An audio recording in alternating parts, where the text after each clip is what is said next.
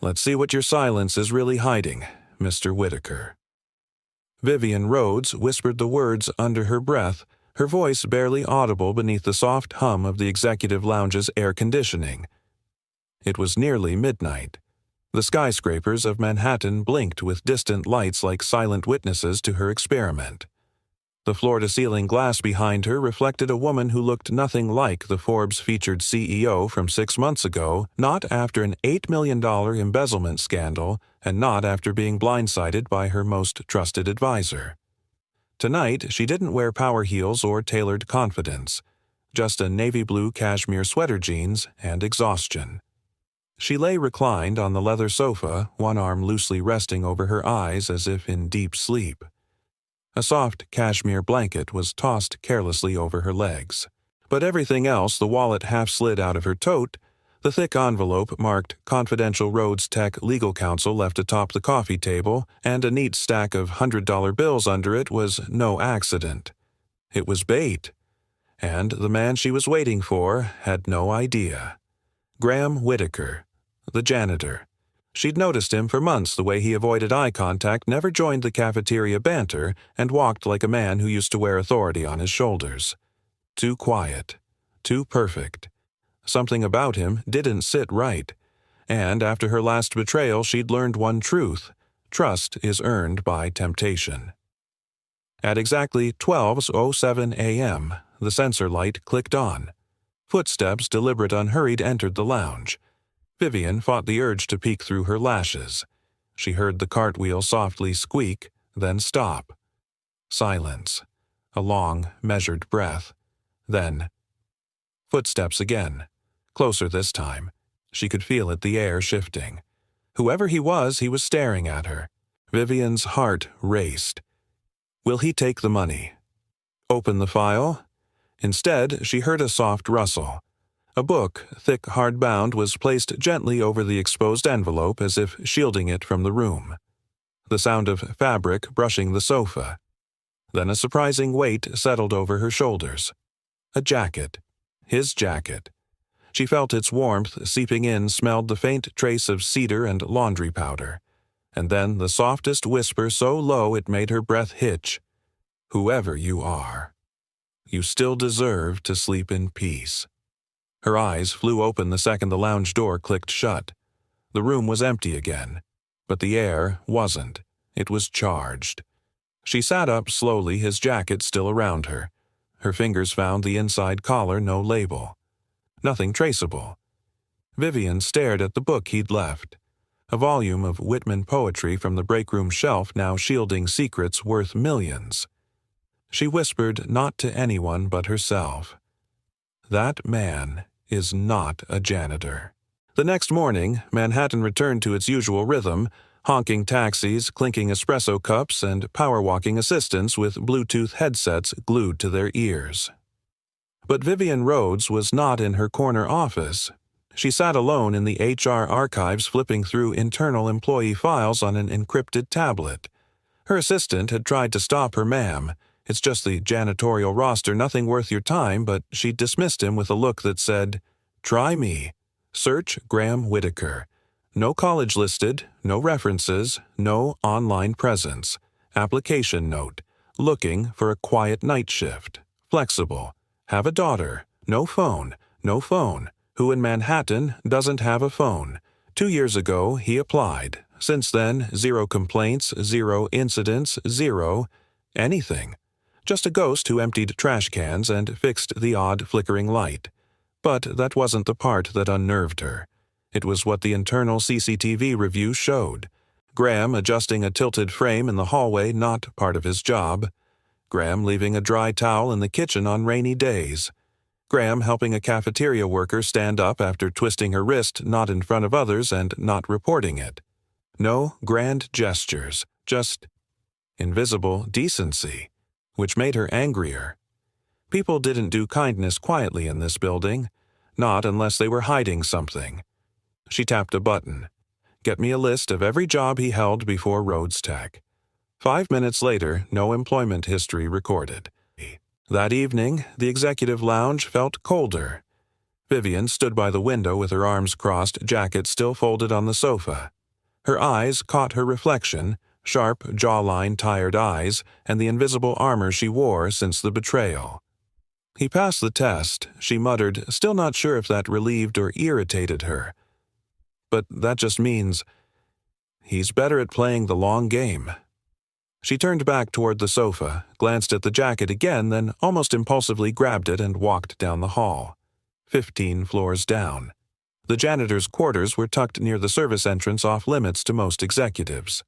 Vivian paused, then knocked once. No answer. She raised her hand to knock again, but the door opened on its own. Graham stood there. No uniform, just a plain gray shirt and old jeans. His eyes, gray-blue, steady, unreadable, blinked once in surprise. "I think you left this," she said coolly, holding out the jacket.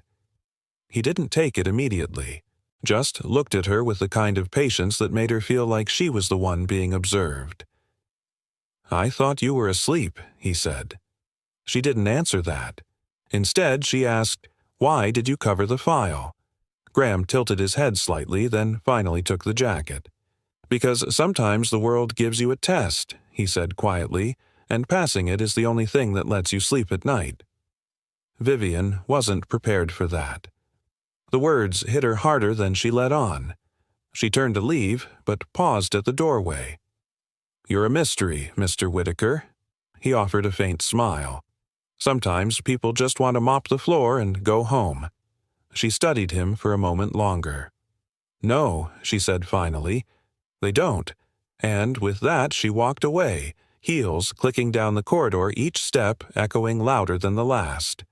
Behind her, Graham closed the door, but not before whispering, "And sometimes people pretend to sleep, because they're afraid of waking up. No one is that invisible unless they've spent their life trying to be." Vivian Rhodes. The hum of the conference room projector cast soft shadows across Vivian Rhodes' face as she stared at Graham Whitaker's digital personnel file. Blank. Not literally, but close enough to be insulting. The human resources manager, a nervous man named Kevin in his early 40s with a tendency to sweat through his collar, cleared his throat for the second time. "As you can see, ma'am, he's clean. No disciplinary notes, no late shifts, no sick days. He's clocked in like clockwork for 26 months, pays into his 401k, has health insurance for himself and his daughter. That's all we've got." Vivian didn't look up. Her eyes traced the screen like it might suddenly reveal something hidden in plain sight. "No digital footprint?" she asked flatly. Kevin hesitated. "I mean, no social media, no LinkedIn, no Facebook, nothing that's publicly indexed, not even a high school record." He listed GED credentials. "But we couldn't verify the testing center it shut down 5 years ago." Vivian finally turned her head. "And none of this concerned you?" Kevin shifted. "He's a janitor, ma'am." Vivian's voice dropped an octave. Calm, controlled, dangerous. "No, Kevin. He's a man with zero digital history, no former employers we can verify, and enough intuition to detect a software vulnerability my own IT missed. He's not a janitor. He's a question mark. And I don't run a company that leaves question marks lying around." She stood and gathered her blazer. "Get me security footage of the last 60 days. Every hallway, every room he cleaned." Kevin paled. "All of them." Vivian nodded. "Start with nights. He's more honest when no one's watching." 2 hours later, Vivian sat alone in her office watching the silent footage on a large monitor. No sound, just frame after frame of Graham. He never looked at the cameras, never loitered, never took phone calls, didn't chat with other staff unless they initiated. But he noticed everything. In one clip, a framed health tech award on the east hallway wall hung crooked after an intern knocked into it. Later that night, Graham passed by. He paused, adjusted the frame by exactly half an inch, and walked on. In another, a storm had left the break room with puddles near the entry. Graham mopped it up, of course, but then he reached into his cart and left 2 clean towels folded by the door with a handwritten note, "For wet shoes." Stay safe. She rewound that clip, paused on the handwriting. It was neat, sharp, like someone who'd been trained in report formatting. Too neat for a janitor. Next clip, timestamped 9:43 p.m. last Friday. Cafeteria camera. A kitchen worker slipped and grabbed her wrist, wincing in pain. Graham, already pushing his cart nearby, noticed. He helped her to a chair, wrapped a towel with ice around her wrist, said something, and then walked away. No report.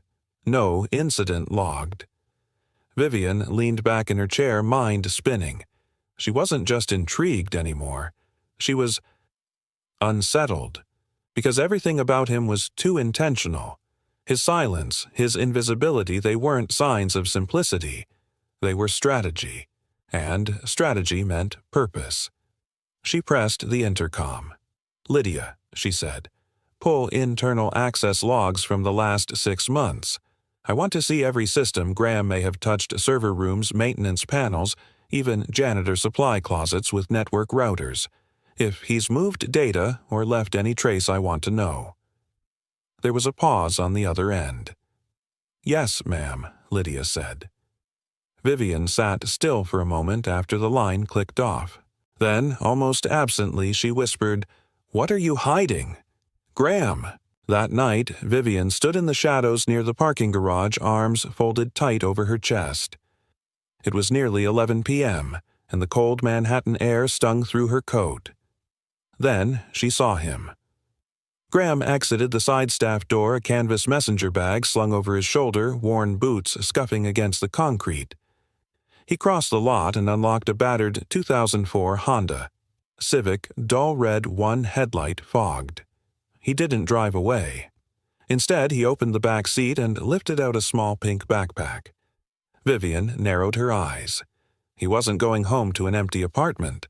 The address took less than 20 minutes to pull from employee records. She debated for half an hour before finally getting into her car and heading downtown. It wasn't stalking, she told herself. It was due diligence. The neighborhood was on the edge of Brooklyn, modest, working class, barely gentrified. The apartment complex was aging the kind with cracked mailboxes and rusted railings. She parked across the street, dimmed her headlights. From her car, she could see straight into the ground floor unit with its crooked blinds and flickering kitchen light.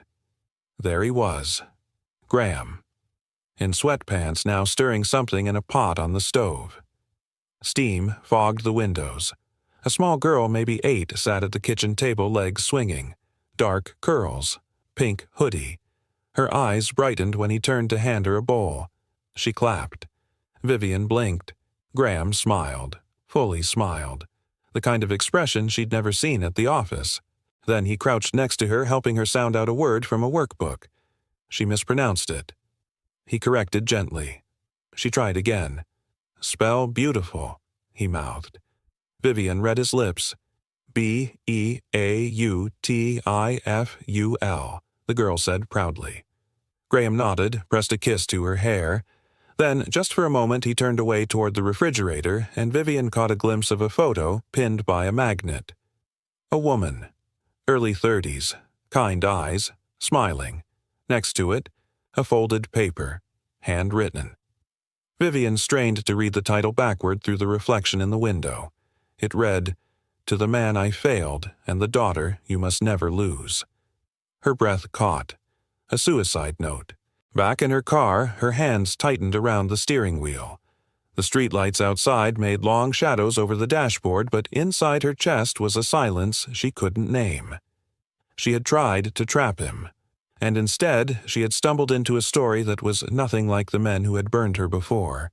He wasn't ambitious, he wasn't charming, he was good, and good was harder to believe in. Vivian exhaled slowly, one hand brushing her temple. "You didn't choose to be a janitor," she whispered aloud, "but you chose not to let the world take your daughter too." The words sounded foreign in her own voice, because deep down she knew. The real experiment had never been about Graham. It was about whether she could still recognize honor when it didn't wear a suit. The alarm blared through the 22nd floor like a heartbeat out of rhythm. Vivian Rhodes dropped her pen, eyes darting to the glowing red alert on her monitor, System failure primary database access. Denied. Her stomach twisted. That wasn't just any database.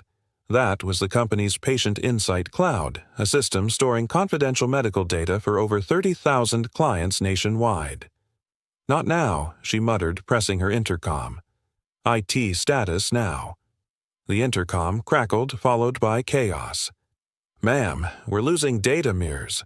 Backup servers aren't syncing firewalls, rejecting our own keys. Stop talking and fix it. She snapped her comm, cracking just enough to reveal the edge beneath it. Vivian strode out of her office and into the operations hub. Screens glowed with cascading lines of error code. Engineers cursed under their breath. It felt like watching a skyscraper crumble in slow motion. Roll back the patch from this morning, one of the leads shouted. It's not the patch, another barked. It's something in the security token system, Vivian stepped in. Then check the access log for the last 72 hours. Already did, said James, her chief IT. No suspicious activity. Then why are we offline? No one answered. She looked around, heart pounding. She'd built Rhodes Tech to be unbreakable, transparent, secure. Yet somehow her empire was slipping through her fingers again. First betrayal, now this. And then, like an echo in a storm, someone knocked gently on the glass door behind her. It was him. Graham Whitaker stood there, still in his gray janitor uniform, holding a maintenance tablet. His expression calm, almost apologetic. "This isn't a good time," she said sharply, trying to wave him off. "I know," he said quietly. "That's why I'm here." Vivian frowned. "This is a cybersecurity crisis, not a broken light bulb. I'm aware." He took a small step closer, lowering his voice. "You're looking in the wrong place." The IT team froze. Heads turned. Vivian narrowed her eyes. "Excuse me." "The breach isn't external," Graham said. "It's recursive. Something in your previous patch 7 days ago modified your certificate validation. It's not letting the mirrored nodes handshake with the main cluster." James blinked. How the hell would you know that Graham didn't flinch? "Because the patch you used is the same one I helped audit for the Department of Health 4 years ago." Silence. Vivian's throat went dry. What did you just say?" He met her gaze. Calm, steady, almost reluctant. "I used to work in internal investigations for government infrastructure. I didn't say anything because that life ended when my wife did. But your system's failing for the same reason one of ours did, checksum misalignment. You'll keep rebooting until the core integrity collapses." James looked between them, stunned. "He's right." Vivian's voice softened, but only slightly. "You're saying you can fix it," Graham nodded. "If you'll let me in." 5 minutes later, he was seated at the console, sleeves rolled up, typing with quiet precision. The IT team hovered uncertainly behind him as lines of code flickered across the screen. Vivian stood at his shoulder, arms crossed, trying to reconcile what she was seeing. A man who cleaned floors was now writing diagnostic commands in a syntax even her lead engineer had to Google. She leaned closer, unable to stop herself. "How do you still remember all this?" Without looking up, Graham said, "Some things don't fade just because you start pushing a mop." Vivian's lips parted slightly, caught between disbelief and something else. Admiration, maybe. The room was tense but quiet, only the sound of keystrokes and cooling fans filling the air. Graham's focus never wavered. He paused, once eyes narrowing. "Here." He highlighted a string of code. This line someone tried to fix a security gap but used recursive parameters. Every time you reboot it, revalidates a corrupted key. James whistled softly. "That's not in our documentation." "Because whoever did it didn't want you to find it," Graham said. Vivian's pulse quickened. "Are you saying someone planted this?" "I'm saying," Graham replied carefully, "your system didn't fail. It was pushed." 37 minutes later, the main servers blinked green again. Restoration complete. Data safe. The IT room erupted in applause, but Vivian didn't move. She was watching him. The man who'd just saved her company from collapse stood up, slowly logged out, and handed the tablet back to James. "All yours," he said. Vivian crossed her arms. "You could have let it crash. You're suspended level staff, not leadership. You didn't have to get involved." He shrugged lightly. Didn't seem right to let good people burn for someone else's bad code. She studied him. "You talk like someone who's seen this before." He finally met her eyes. "I have."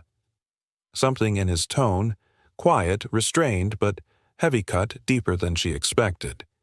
She didn't know whether to thank him or question him harder. In the end, she did both. "Mr. Whitaker," she said evenly, "I want a full report on what you found. Write it up, send it to me directly." He gave a small nod. "Of course." Then, as he turned to leave, she heard herself say, "Wait." He stopped. "Why did you really take this job?" she asked. He hesitated, hands in his pockets. "Because sometimes the quietest rooms are the safest ones to breathe in." Vivian blinked. "That's not an answer." He half smiled, tired but genuine. "It's the only one I've got." Later that night, after everyone had gone home, Vivian sat in her office with the lights dimmed. Rain streaked the glass Manhattan glimmering beyond. On her desk sat the report Graham had sent her within an hour, short, methodical, and shockingly detailed. He'd traced the vulnerability line by line, even flagged the timestamp of when the faulty code had been inserted. Her eyes froze on that timestamp. 2:17 a.m. User access L. Gaines, Laura Gaines, her former executive assistant, the one who'd vanished after stealing $8 million. Vivian's heart sank. It wasn't random. It wasn't bad luck. The same betrayal that destroyed her trust had just come back in binary form.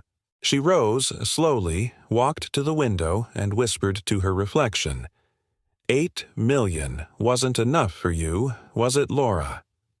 Her hand tightened on the edge of the glass. Behind her, the softest sound mop wheels squeaking on the marble. She turned.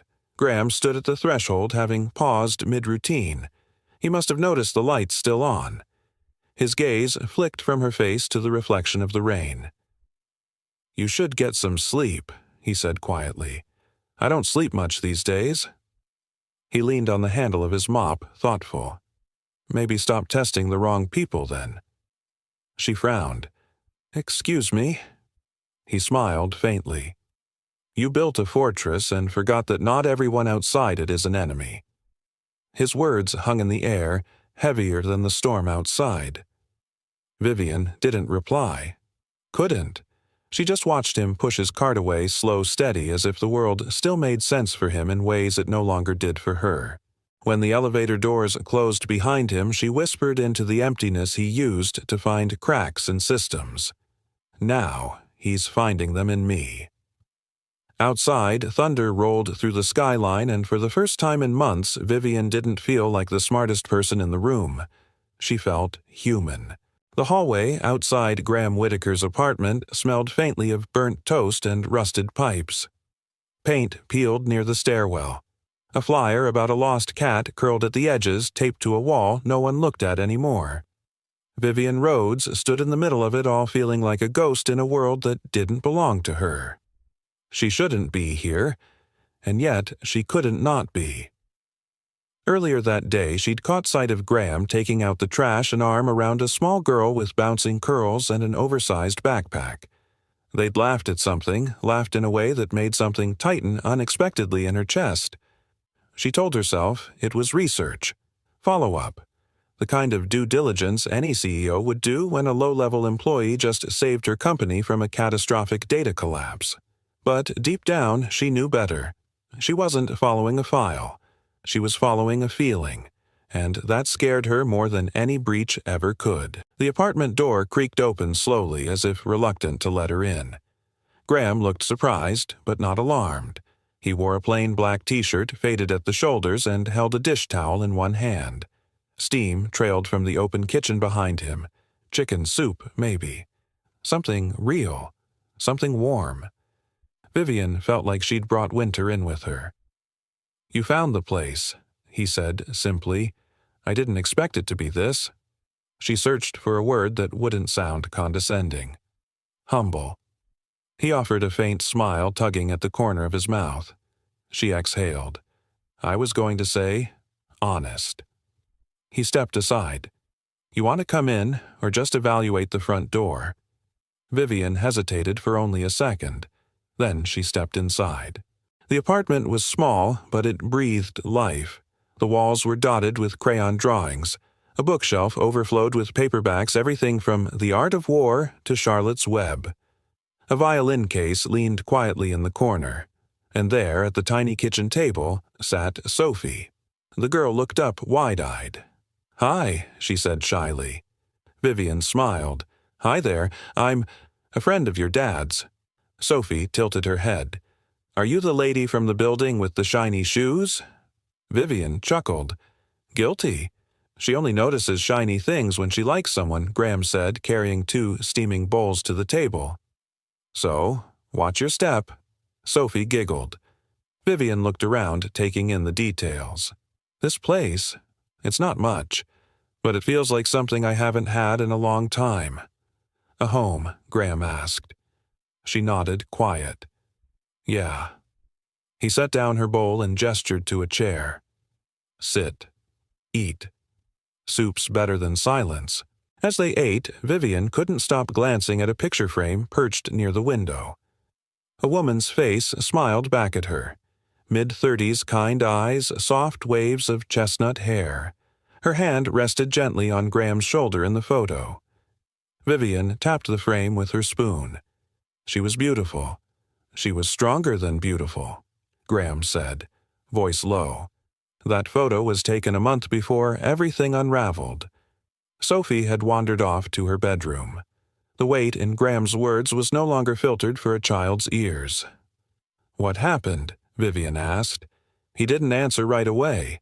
Instead, he stood, walked to the drawer beside the sink, and returned with an envelope. The edges were worn. The flap never resealed. He handed it to her. "To the man I failed, and the daughter you must never lose." Vivian read the words in silence. The handwriting shook halfway down the page. As she scanned the letter, her throat tightened. "I was accused of leaking internal files from a security firm I worked for," Graham said quietly. "Someone planted the breach on my laptop. I trusted the wrong person, and when the accusations came, no one stood by me. Not even her, at first." He looked away. "She left for 3 weeks, took Sophie with her, said she needed to think." Vivian looked up from the letter. "She came back. She came home," he said softly, "but not to stay." Vivian's voice trembled. "She ended her life. She thought I'd be better off raising Sophie without the scandal, without her shame. But the irony." He let out a bitter laugh. "The day after the funeral, the charges were dropped. The real perpetrator was caught. Internal mistake, they said. Collateral damage." Vivian's hands clenched around the envelope. "You never sued," he shook his head. "I didn't want Sophie to grow up with more courtroom headlines. She deserved peace, even if I didn't." The room fell into a deep, aching silence. Then Vivian said something that surprised even herself. "I tried to trap you." Graham met her eyes. "I know. I thought you'd take the money, or the file, or something. I was sure I'd catch you doing what everyone else had done to me." Graham didn't speak. Vivian swallowed hard. "But you didn't. You covered it, protected me, even when I was the one watching with suspicion." He leaned forward, resting his elbows on the table. "You think people like me don't notice pain just because we clean up after it?" Vivian blinked. That first night, he continued. "You weren't sleeping. Not really. Your shoulders were too tense. Your breathing was off. You were testing me. I've seen that kind of distrust before, and I don't blame you." Her voice was barely a whisper. "Then why help me?" "Because I've been where you are," Graham said. "When the walls close in and you don't know who you can trust.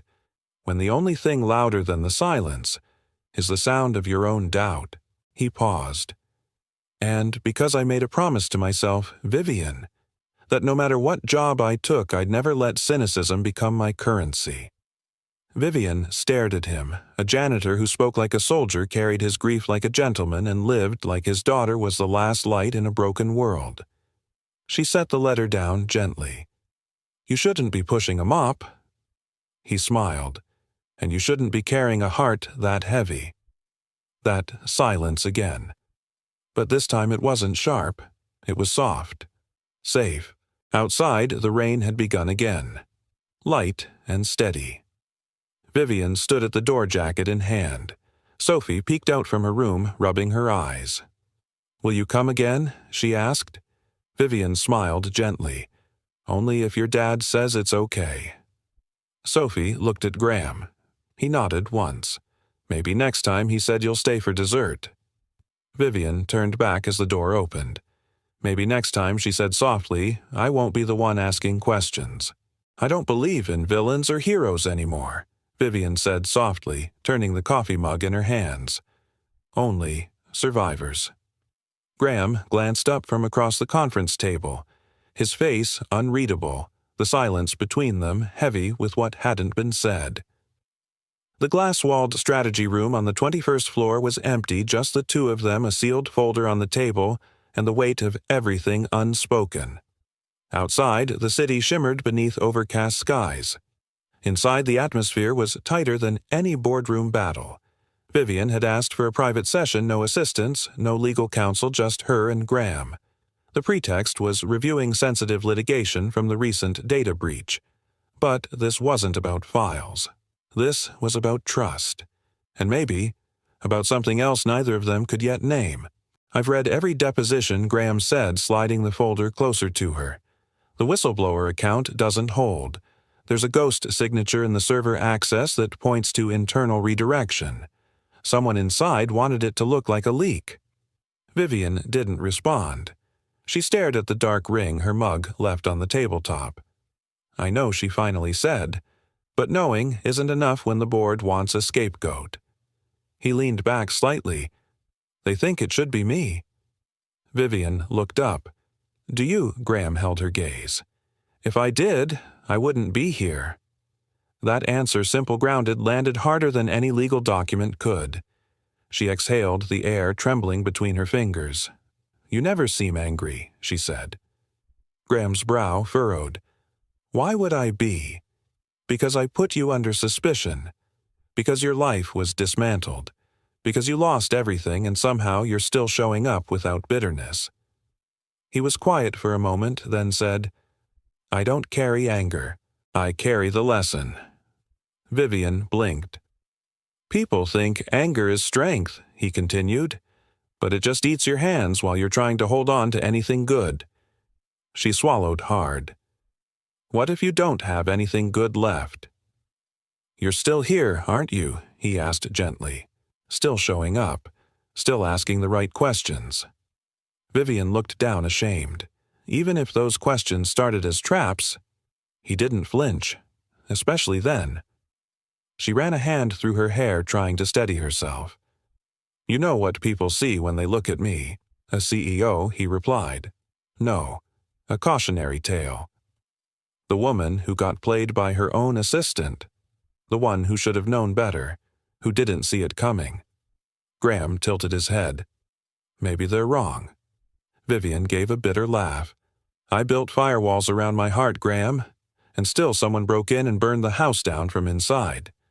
She didn't mean to say it, but it came out too fast to catch. He nodded slowly, as if he'd known all along. Then, in a voice quieter than a breath, he said, "Some houses burn, so we finally learn where the fire exits are." Vivian looked at him. Really looked. The man in front of her wasn't just calm, he was anchored. Not because life had spared him, but because it hadn't. And somehow he'd grown roots instead of thorns. They reviewed the case for another 20 minutes, just enough to pretend they were still working. But the real dialogue happened between the lines. And finally, when she closed the folder and the room felt still again, she asked something no one else ever had. "What were you like before all this?" Graham's lips curved slightly. Not quite a smile. Busy, blind, arrogant in ways I didn't recognize until the silence started answering for me. Vivian leaned in. And now. Now, he echoed, glancing toward the window. Now I mop floors and raise a daughter who thinks pancakes taste better when they're burnt around the edges. That made her laugh. Not a polite laugh, something real, something that warmed the cold corners of the room. She hadn't laughed like that in months, maybe years. "You're not what I expected," she said. He looked down for a moment, then back at her. "And you're not as armored as you want people to think." A knock at the door broke the spell. Vivian's assistant peeked in, eyes darting between them with subtle curiosity. "Sorry to interrupt. Your 300 is asking for a reschedule." Vivian nodded, distracted. "Push it to tomorrow." The assistant nodded and closed the door. Vivian turned back, her voice lower now. "My father used to say the only real power in the world is knowing when to listen." Graham tilted his head. "Did he?" She nodded, slowly. "He died before I could really understand what he meant. I was 16. My mother shut down after that. I grew up thinking vulnerability was weakness." Her fingers brushed the edge of the folder. "I used to cry in the laundry room at boarding school," she said suddenly, "because it was the only place without cameras." Graham didn't interrupt. "I still do, sometimes," she added, her voice tight. "Except now it's the executive bathroom." The silence was sacred. And then gently, Graham reached into his coat and slid something across the table. A folded cloth. Old, frayed at the edges, the color of storm clouds. "What's this?" she asked. "A handkerchief," he said. "My dad gave it to me the day I left for federal service. Said, 'Real men don't wipe blood. They wipe tears when no one else dares to.'" Vivian held it in her hands, stunned. It was heavy, not in weight, but in memory. She clutched it quietly, then looked up. Her voice broke when she said, "Thank you." And for the first time she called him by name. Graham. That night she stayed late at the office, long after the others had gone. The handkerchief lay on her desk. She hadn't returned it. Maybe she wouldn't. And, as the city blinked outside and the world continued turning like it always did, Vivian realized something terrifying. And beautiful. She didn't feel alone in the building anymore. Vivian Rhodes had been many things in her career: strategist, survivor, skeptic. But nothing prepared her for the gut punch of betrayal when it wore the face of someone you'd just started to trust. The email came in at 7:42 a.m. Subject: Urgent. Internal breach. Whittaker involved. She stared at the screen, disbelief tightening like a vice in her chest. Attached were 4 images stills from the server room's internal security feed. Time-stamped, grainy but clear enough to show Graham's silhouette near the data core door. One frame had him holding what looked like a keycard. Another moments later showed the green security light flickering on. There was also a summary report from IT unauthorized data access originating from physical server port. Final access badge recorded G. Whittaker. Data breach coincides with this physical entry. Her blood ran cold. It couldn't be. It didn't make sense. She stood abruptly, sending her coffee splashing onto her desk, and stormed down the hall to the executive war room. Half the board had already gathered, including Marcus Heller, the smirking snake of a senior partner she never fully trusted. He rose when she entered, smoothing his tie like he was already preparing for a press release. "We have a situation," he said, feigning concern. "No," Vivian replied coolly. "We have a claim." "That's not the same." He raised a brow. "You've seen the footage?" "Yes. And I've also seen fabricated footage before." Her voice sharpened. "Let's not confuse evidence with conclusion." Another board member, Diane from legal, spoke gently. "Vivian, the audit logs don't lie. It was his badge, his entry time. The breach correlates exactly. We can't ignore this." "I'm not ignoring it," Vivian snapped. "I'm saying it smells wrong." Marcus leaned in, lowering his voice like a man about to deliver a moral blow. He had motive, Vivian. access, and maybe a reason to resent you. Vivian didn't blink. You don't get to paint grief as motive. He's not who you think he is. Marcus pushed. No verifiable background. No employment trail before Rhodes Tech. He's a ghost, and now our servers have been haunted. Vivian's jaw clenched. Then why would a ghost stick around to fix our system last week? Why point out the very flaw he's now being accused of exploiting? No one answered. Because there was no answer. Only politics, and fear, and the ease of blaming a man no one thought twice about until he became inconvenient. By 10:15 a.m., Graham had been called in.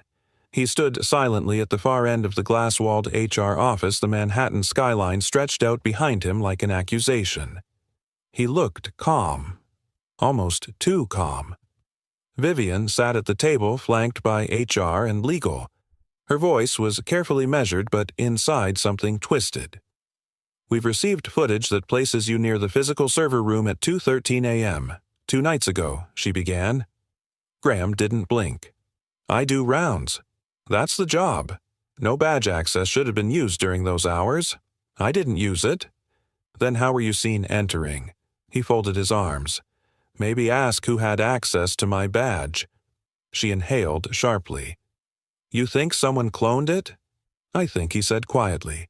You're smart enough to know people like me don't just wake up one day and forget everything we've spent years hiding from. Vivian's voice lowered. Why didn't you come to me first? Because when the world wants a villain, it doesn't wait for your alibi. He looked her dead in the eye. It just wants your silence. Those words struck deep. Too deep. HR cleared her throat awkwardly. Until the internal review is completed, we'll need to place you on temporary, unpaid suspension. Graham nodded once. No outrage, no panic, just a quiet sadness in the corners of his eyes. Vivian stood. Let me walk him out, she said. No one argued. They rode the elevator in silence. The air between them was thick with things unsaid. Finally, at the ground floor, Graham stepped out but paused before the glass doors. Vivian couldn't help herself. I don't believe you did it. He turned. The sunlight caught in his eyes, not pleading, not wounded. Just tired. Doesn't matter, he said. They do. Then fight it. He gave a small shrug. People like me don't get the benefit of the doubt, Vivian. We get written out of the story before the second act. She opened her mouth to protest, to say something more, but just then a small voice cut through the lobby. Daddy, Sophie. She came running in from outside, her tiny rain boots squeaking on the floor, her backpack bouncing. She threw her arms around his waist. Vivian froze. She hadn't expected to see the little girl here. Not today.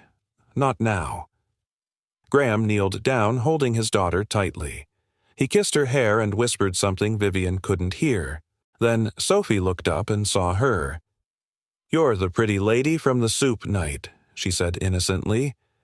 Vivian crouched slightly, her voice catching. Hi again, Sophie. The girl beamed. My dad says your building is big and cold, but your heart is probably warm underneath. Vivian's throat clenched. Graham stood, placing a hand on his daughter's shoulder. Time to go. She took a breath. Let me call a car for you. He looked at her for a long moment, then said the words that would echo in her mind for days. Some storms don't need shelter. They just need to pass. As the taxi pulled away, Vivian remained standing on the curb, arms folded against the wind. She had once told herself she didn't care who stayed or left as long as the numbers stayed strong.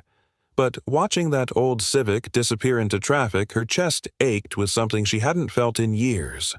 Loss. Not of an employee, but of something much rarer. Something that didn't come with a resume or a title. Something like honor, or trust, or maybe even the beginning of something her armor hadn't let her imagine in years. That night she sat alone in her office watching the footage again. Frame by frame. Second by second. Something felt off. Too clean. Too composed. She zoomed in, slowed the clip, reversed the playback, and then she saw it. For just a second, barely visible in the distorted corner of the frame, a reflection on the glass server door. A flash of red, heels, specifically red high heels. Vivian's eyes widened. She knew only one woman in the entire building who wore them, and she hadn't seen her in months. Laura Gaines, her former best friend, the one who had stolen $8 million and vanished. The footage had been tampered with, and suddenly the story made sense. All of it. But the worst part, Vivian had let herself doubt the one man who never asked for anything, except the chance to quietly do the right thing. The security room was colder than Vivian remembered, or maybe it was just her nerves. The fluorescent lights hummed overhead, casting a sterile glow across the monitors stacked like silent witnesses. Each screen pulsed with time-stamped feeds from the company's vast network corridors, server rooms, elevators, lounges, an unblinking grid of memory. She dismissed the night shift techs and locked the door behind her. No assistants, no press team, no board members watching over her shoulder. Tonight, it was just her. And the truth. She pulled up the footage again, the one that had damned Graham Whitaker. Frame by frame, she examined the supposed breach. The same moment she'd been shown in that boardroom ambush 2:13 a.m., server room access. Graham's silhouette, the green security light. But now she wasn't just looking. She was seeing. She rewound to a second earlier, then paused. The angle wasn't quite right. The camera placement should have reflected the door differently, and the shadow on the far side of the frame, it didn't match the server panel's height. She leaned closer, froze the clip. They're barely perceptible in the glass reflection of the server casing a curved shape. High-arched, glossy, a heel. Vivian's heart thudded. She zoomed in grainy pixel by pixel until the unmistakable color bled through red, and just like that memory rushed back like floodwater through a broken dam. Laura Gaines, her old friend, her former assistant, the woman who'd once toasted her birthday with champagne in this very building, the only person she'd ever allowed to use her office after hours, the only one who knew how to manipulate both camera blind spots and security clearance, and the only person known for her signature 4-inch red-bottomed heels. Vivian sat back in her chair, breath shaking. The footage was doctored. It had to be. They used Graham's badge as a smokescreen, but it wasn't him. And she'd almost let the world believe it. No, she had let the world believe it. She pressed her hands over her eyes, guilt clawing at the inside of her chest like broken glass. You built a fortress, Graham had told her, and forgot that not everyone outside it is an enemy. It was almost 3 a.m. when she picked up the phone. Not to call her legal team, not to alert the board. She dialed a number she never expected to use again. His. The line rang 3 times before a familiar, steady voice answered. Vivian. She exhaled slowly. I need you to come in. Silence. Then, is this about the breach? Yes, and the heels. Another pause, this one longer. I'll be there in 20, he said. Graham arrived in worn boots and a dark gray hoodie, the hood pulled down to reveal tired eyes that hadn't rested in days. They met in the same dim security room, the door clicking shut behind them.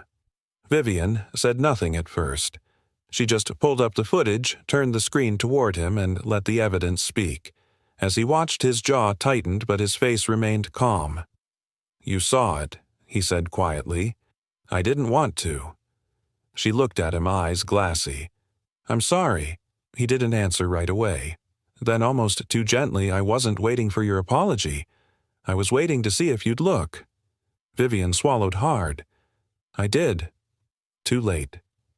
But I did. He nodded once, slowly. That means something. She turned away, gripping the edge of the desk. I told myself I was protecting the company, that neutrality was professionalism. But deep down, her voice cracked. I think I was just afraid to trust again. You had every reason to be. She faced him. No, I had excuses, and I used them to hurt someone who didn't deserve it. He studied her for a long moment, then said, We don't get to choose how people break us, but we do get to choose what we do with the pieces. Vivian closed her eyes. That voice, steady, unshakable, felt like standing next to a lighthouse in a storm. When she opened them again, her words came quieter. "Do you want to come back?" Graham raised a brow. "To cleaning floors? To helping me find the people who crack the system from the inside," she said. "And yes, to cleaning floors. For now." A small smile tugged at the edge of his mouth. "You sure the board will be thrilled? They can sit with their doubts," she said. "I'm choosing to sit with my decision." Graham stepped closer, the glow of the monitors reflecting softly across his face. "I never needed vindication," he said. "But thank you for offering it anyway." Vivian nodded. "Also," he added, "I still have your father's handkerchief." She smiled faintly. "Keep it. I think he'd approve." As they exited the security room, the city outside was just beginning to stir. First light painted soft blues across the skyline. Vivian paused near the glass wall looking out. "You never asked me why I tried to test you that first night," she said. "I figured you'd tell me when it mattered." She turned toward him. "It mattered the second you walked away from temptation without ever looking back." He said nothing. And then she asked the question that had sat quietly in the corner of her heart for weeks. "Why did you come back tonight, Graham?" He met her gaze, steady, unflinching. "Because someone here," he said, "is finally learning how to trust again. And I wasn't about to let her do it alone." The rain started at 4 to 12 p.m. Soft at first, a whisper against the high glass windows of Rhodes Tech Tower. But by nightfall, it had grown into a full Manhattan storm, the kind that turned sidewalks into rivers and silenced even the loudest cabs. Vivian Rhodes remained in her office long after her staff had fled to beat the weather. Her heels sat abandoned near the door, her blazer folded across the back of a chair. She wore only a black turtleneck and slacks, now legs tucked under her as she read over the amended security protocols. Lightning flashed beyond the glass. Thunder rolled a beat later. She didn't flinch. What rattled her these days wasn't weather. It was silence. It was the stillness after trust had been broken and the slow, painful rebuilding of something more fragile than glass faith. In others, in herself. The power flickered at 7:06 p.m. She looked up. The lights blinked once, twice, then darkness, complete. A second later, the dim orange glow of emergency backup lighting kicked in, casting long shadows across her office. She stood, heart steady but alert. Her phone buzzed in her hand, no service. A glance out the window showed the neighboring towers already switching to their generators. Rhodes techs were supposed to engage automatically, but the hall remained dim. Too dim. The emergency power isn't engaging on the upper floors. Vivian stepped out into the corridor. The emergency strip lights were on at ankle level, but the elevators blinked dead. She pulled out her phone again, still no signal. The stairwell it was. She made it to the landing between the 14th and 13th floors when she heard the voice. "Vivian." It echoed from the shadows below. A beam of flashlight sliced through the dark stairwell, landing gently on her face. She squinted into it, and then she saw him. Graham. Wearing a soaked hoodie flashlight in one hand, a maintenance key looped to his belt. Her voice cracked with surprise. What are you doing here?" He lowered the beam. "I check the generator room on storm nights," he said, breath slightly winded. "Old habit." "You're still suspended," she said, not unkindly. "I'm still responsible," he replied. Something about that answer rooted her in place. "Elevators are down," he said. "Emergency grid tripped. Someone overrode the auto switch." "Sabotage?" "Possibly." He looked her up and down. "Are you okay?" She nodded, but he was already climbing toward her, hand extended. "Come on, let's get you down safely." They reached the 12th floor landing before the thunder shook the walls. Vivian gripped the railing. Graham steadied her instinctively, his hand resting briefly at her lower back before he pulled away. "Sorry," he muttered. She shook her head. "No. Thank you." They continued in silence until the 9th floor where Graham suddenly stopped. "You hear that?" She paused. A faint whimper, a mechanical hiss. "Then the generator," he said. "It's running, but not routed." They took a sharp turn into the east utility hallway. Graham swiped a key into the maintenance panel, revealing a crawlspace lined with breaker switches. And in the center, blinking red, the master override. "Someone disabled it manually," he muttered. "Locked the route to floor systems, but the core's still running." He got to work quickly, fingers moving over switches like a man who knew the rhythm of machines better than people. Vivian crouched beside him, watching. "Why do you still come back?" she asked softly. "You don't owe this place anything." He didn't stop working, because some places don't deserve to fall just because a few people forgot how to hold the line. She looked down at her hands. "I almost believed them," she whispered, "that you were the leak, that everything I'd seen in you was just clever disguise." He didn't look up. "I never asked you to believe anything, but I wanted to." He paused then, turned toward her. And now Vivian met his eyes. "Now I know the world doesn't need perfect people. It needs anchored ones." 10 minutes later, power flickered back to life. The hallway lights surged, the hum of restored systems rising like a long-held breath. Graham stood brushing dust from his jeans. "There we go." Vivian smiled faintly. "You just restored electricity to a billion-dollar tower with a wrench and a flashlight." He smirked.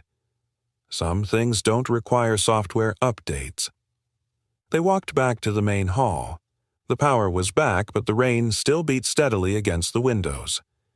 Graham reached into his bag, pulled out a small plastic container, and offered it. "What's this Sophie's idea? She made cookies this morning." Vivian opened it, revealing slightly misshapen but golden-brown chocolate chip cookies. She picked one up, took a bite. Her eyes widened. "This is the best cookie I've had in 5 years. She used extra vanilla," Graham said proudly. Vivian leaned against the wall, cookie in hand, rain on the glass behind her, and for the first time in a long time, she felt warm, safe. She glanced over at him, and her voice came softer. "You know, she said I built this place with firewalls and cameras and contracts, and somehow the janitor I almost fired is the only one who ever actually protected it." He didn't smile. He didn't gloat. He just said, "The tallest towers still need someone watching the ground floor." Vivian's eyes burned. "And what about me?" she asked. "What about you? Do you think I'm salvageable?" Graham's answer came without hesitation. "I think broken doesn't mean bad, and healing isn't weakness. It's the most stubborn kind of strength there is." She closed her eyes. "Maybe. I've been strong in all the wrong ways." He turned to her, his voice low. "Then maybe it's time to redefine strength." They sat in silence on the hallway bench for a while after that, watching the city lights flicker through the storm. The tower buzzed back to life around them, but neither moved. Vivian broke the silence, her voice barely audible. "Maybe it wasn't you I needed to test." Graham turned. She met his gaze. "Maybe it was me." And in that moment, soaked clothes, sugar-smudged fingers, and all they weren't CEO and janitor. They were two people who had lost different things, and were just beginning to find something worth holding on to again. Vivian Rhodes adjusted the slim mic clipped to her lapel as the stage lights warmed her face. In front of her, a ballroom of over 200 people waited. The Northeast Healthcare Innovation Summit was an annual who's who of executives, investors, and medical pioneers. Her company, Rhodes Tech, was set to unveil a prototype AI diagnostic tool that could reduce misdiagnosis rates by 17%. That was the plan. The keynote had been rehearsed, lines memorized, slides refined. But as she stood there now with the full weight of recent days pressing quietly against her chest, none of it felt right. She could see the screen blinking behind her, the title she was supposed to launch into Redefining Patient Insight Through Adaptive Intelligence. And yet, as the first few seconds ticked by in silence, she stepped away from the podium. Gasps were audible. She wasn't reading from the teleprompter. Instead, she held the microphone gently in her palm like something fragile. Her voice when it came was lower than usual, calmer, more human. 3 weeks ago, she began. I stood in this same suit, rehearsing a speech about how innovation is the heart of healing, about how tech can save time money lives. She paused. Let the room breathe. But no one tells you the truth about building something groundbreaking. They don't tell you how much of yourself gets lost in the process. A few people leaned in. Phones were lowered. I built this company, she continued, not from capital, but from control. I measured everything, reviewed everyone, trusted no one. She swallowed, her voice trembling just enough to be real. And then something broke. Not in the servers, not in the software, but in the walls I built to feel safe. The ballroom had gone pin-drop silent.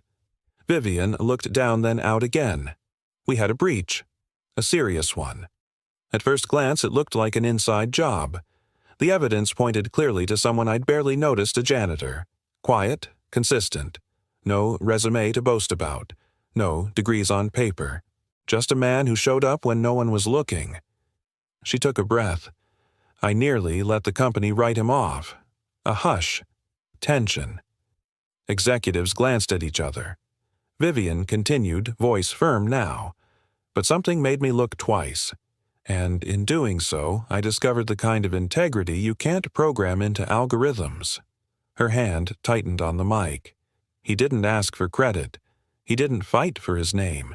He just showed up again during a storm, when the power failed, and the building froze and fixed a generator no one else could touch.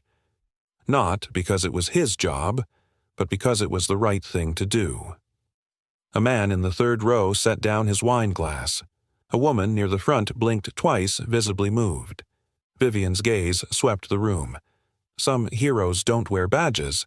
They carry wrenches, push carts, walk quietly down the hall when the rest of us are too busy to look up. She paused. And some lessons don't come from business school. They come from mistakes. Her voice dropped to a whisper now. His name is Graham Whitaker. You won't find him on LinkedIn, but you'll find him wherever dignity is needed most. She stepped back. No applause yet, just a moment of stunned stillness.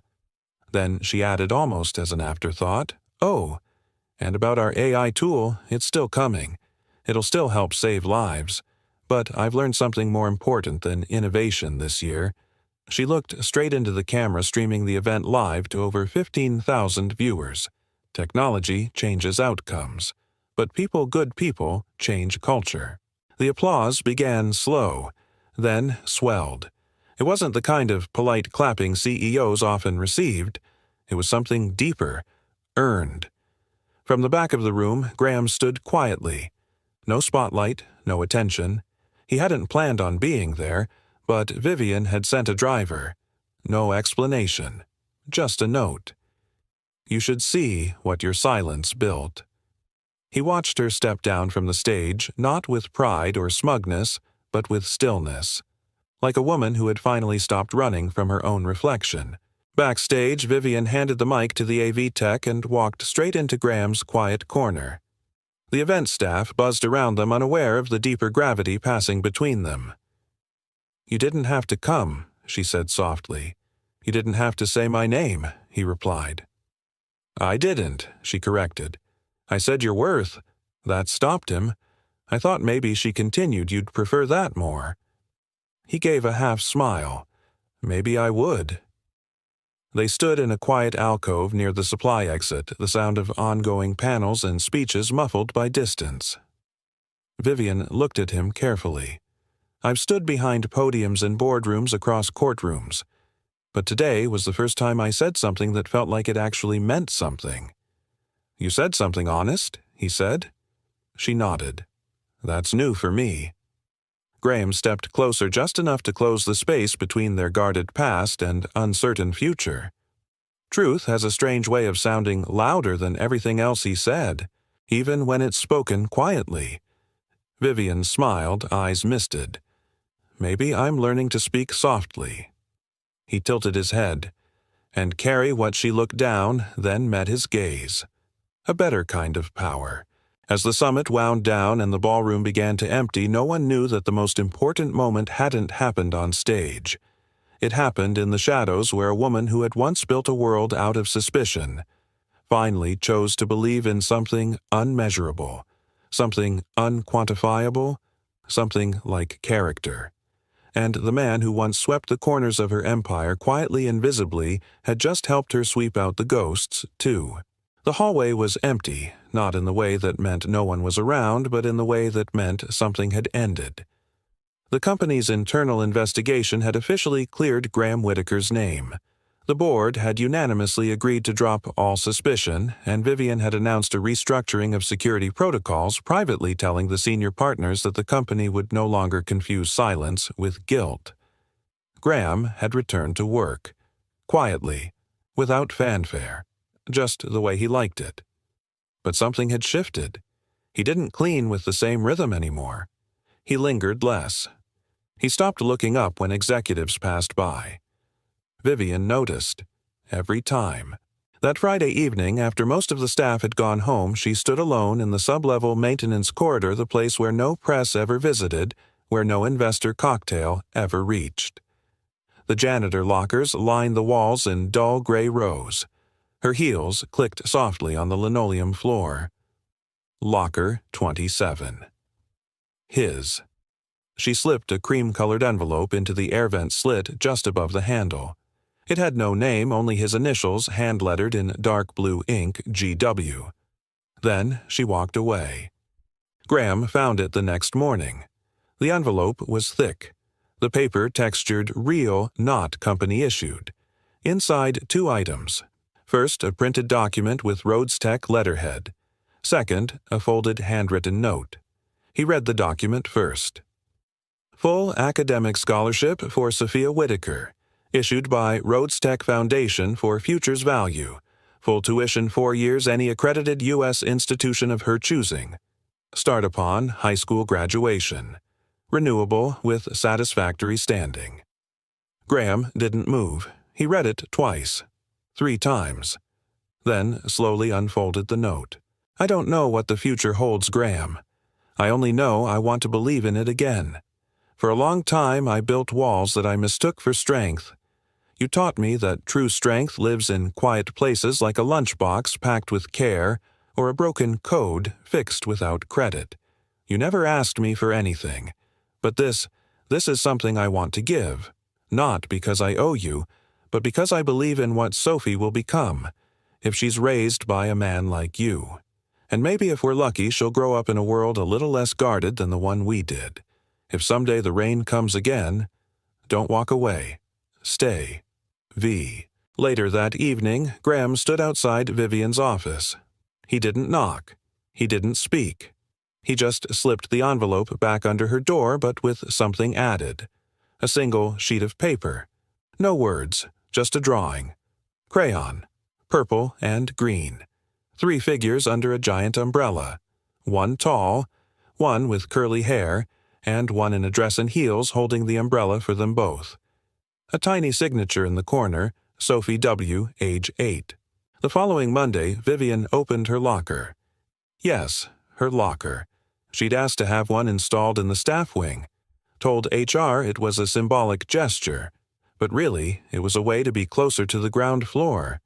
Inside the locker, a folded note taped to the back wall, written in a familiar sharp hand. If you're reading this, it means you made your way back to the roots. That's where things grow after all. Thank you not for the scholarship, but for the fact that someone like you can still change. People say power corrupts. I think, maybe, sometimes it just isolates. But you let someone in, and maybe that's the bravest thing I've ever seen. G. They didn't talk for 2 days after that. No reason, no tension, just space. Gentle like the pause between 2 deep breaths. On Wednesday, Vivian stood in the lobby during a quiet lunch hour watching the rain tap against the rotating glass doors. Outside New York buzzed on as usual. She turned when she heard soft footsteps. Graham was walking toward her carrying a cardboard tray with 2 coffees and something in a brown paper bag. I owed you lunch, he said casually. Vivian arched an eyebrow. Since when? Since the night you called me at 3 a.m. and forgot to ask if I'd eaten. She took the cup, smiling. I hadn't, I figured. They walked together into the quiet side lounge, not the sleek executive lounge upstairs, but the older one tucked near facilities with creaky leather chairs and a flickering vending machine. It felt real. Vivian sat across from him. Do you miss who you were before all this? He sipped his coffee, thoughtful. I miss the clarity. The way I used to believe everything had a clean answer, right, wrong, truth, lie. And now I know the truth can wear work boots, and lies can wear Armani. Vivian chuckled. Did you just insult my wardrobe? No, he said with a sly smile. Just complimented mine. She leaned back, voice softer. Do you think whatever it is, this place between trust and something more can last? He looked at her carefully, then said, only if we keep choosing it. One quiet moment at a time. She nodded, and for once silence didn't feel like distance. It felt like home. That night, Graham walked Sophie to bed with her usual story time and silly voices. She asked halfway through, brushing her teeth, did the lady with the nice hair like my drawing? He smiled. I think she liked it very much. Are we going to see her again? Graham tucked a strand of hair behind her ear. I think so. Good, Sophie whispered. She looks like she needs people who don't lie. Graham's breath caught. Kids always saw what adults tried to hide. He kissed her forehead and whispered back, she's learning, just like the rest of us.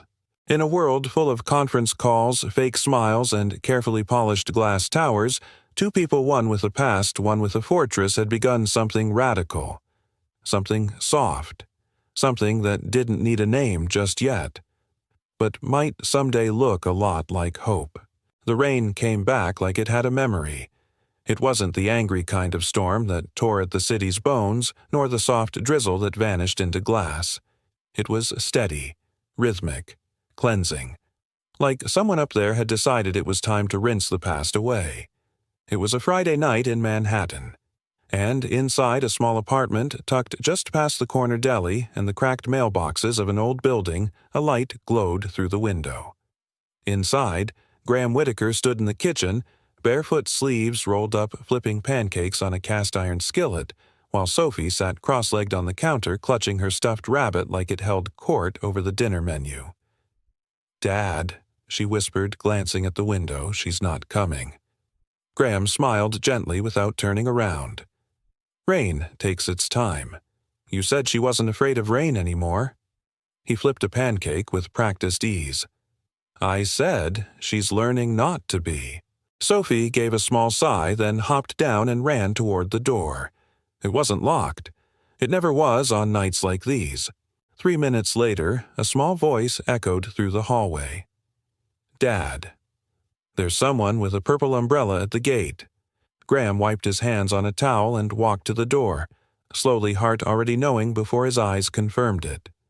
There she was, Vivian, standing outside the gate in a long navy trench coat, hair damp under a beanie, holding a large purple umbrella, the exact shade of the one he used to carry when Sophie was smaller and couldn't fall asleep unless she heard rain on fabric instead of glass.